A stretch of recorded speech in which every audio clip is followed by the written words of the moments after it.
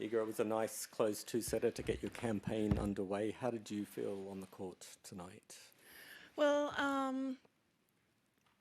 I guess, there were some moments where I felt great, but like the start of the match wasn't that perfect. So I'm happy that I worked through this and could, finish in 2 sets, as you said, and also during tiebreak, like play more, aggressively and more precise, I guess. Okay. Questions, please. Could you please comment on your opponent's performance today, Ms. Yue? I think she played well. She used the opportunities, that I gave her a bit, and was kind of playing, pretty strong from the forehand side, and she was for sure going for her shots and playing fast, she played good. What you had some interchanges with Wim during the middle of the match. Were those certain strategy thoughts that he was sharing with you, or what? More technical. I mean, I think both. Like one was more strategy and tactical, but the other was more technical. So it was a mix, as usual. How is it okay? Follow up. Okay, great. How are you finding the balance these days between being really aggressive and also being patient and waiting for the right shot and making the right decision?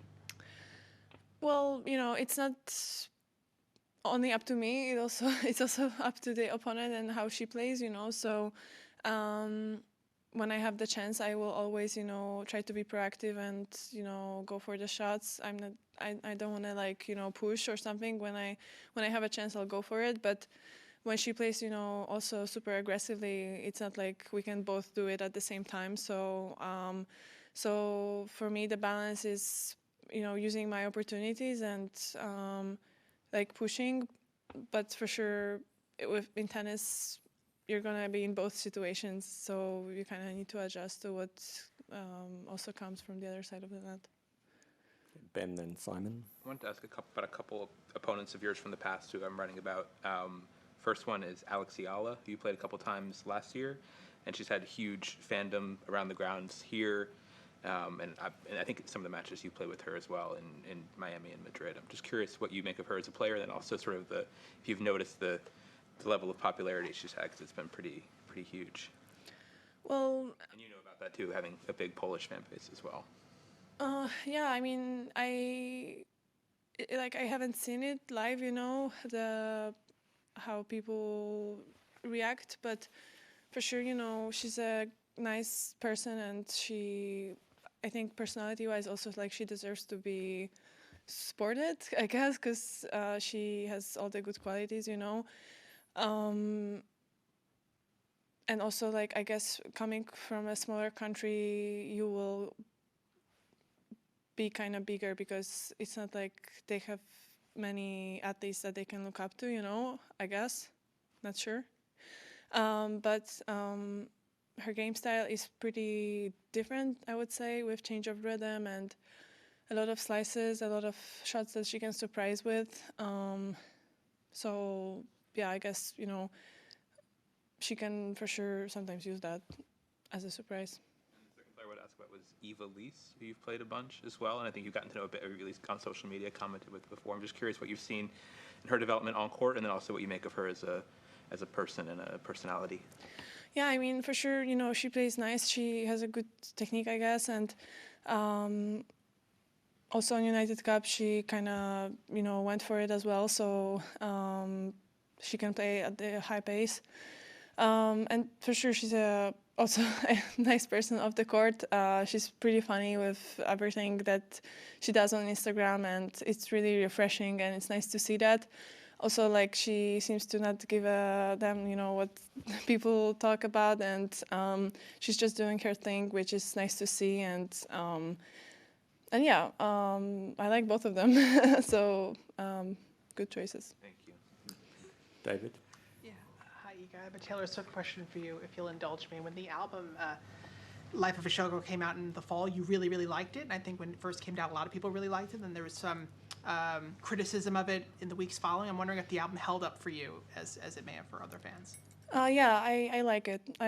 Honestly, people are going to criticize everything. So I think, it was great. And I mean, it's kind of short, so it's not like you're going to find some,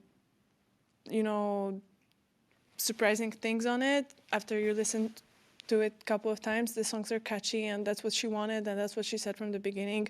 Like, she achieved the goal that she wanted.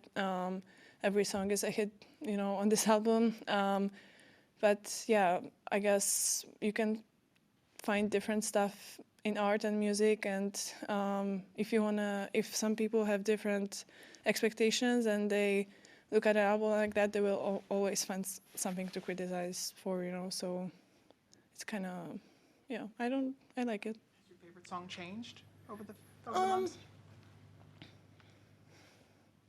Honestly, it's hard to pick because she keeps the level high.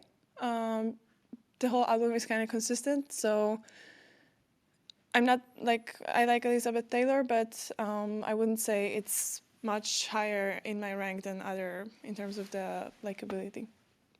Okay, a couple more in English. Simon. You've got a winning record against most players, but when a winning record starts to change, I mean, you've lost the last few to Coco, for example, how much does that play on your mind?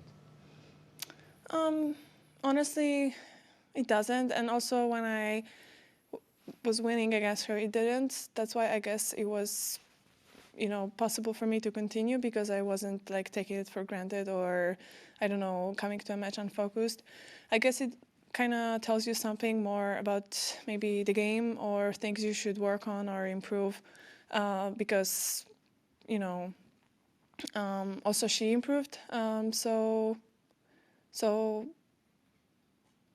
yeah, but the head-to-head, I guess, doesn't really matter. Maybe for her, if you ask her the same question, it's different, but I guess I just really want to treat every match as a separate, story, and every match also is in different conditions, so there's no point to always come back and, last time we played was Madrid, so also it was over 6 months. It's kind of long in tennis life, so it's not like a whole story for me. It's more about how I feel, that month or that week, and how she feels and how we're gonna play against each other. That's it. Okay, Matt. Yeah, you've had some very easy first round matches, or at least you made them look easy, and then you have a tight one like tonight. Do you have a preference on starting off a tournament? Hard to say. Because some people would say a tough test gets you sharp, or just yeah, curious. that's true. I mean, you never know, because if you play 4 3-setters, your body is gonna feel that, if you play easy matches and then suddenly you get a challenge, you might get, rusty in the middle of the tournament and feel the pressure. So I had both situations, more often it was me winning, quite comfortably the first round, but also I remember many tournaments where it was tough, from the beginning. So it doesn't matter to overanalyze it. Just, you gotta be ready for the next match and take lessons from, why the match was kind of tighter, and try to improve stuff for the next round. Okay.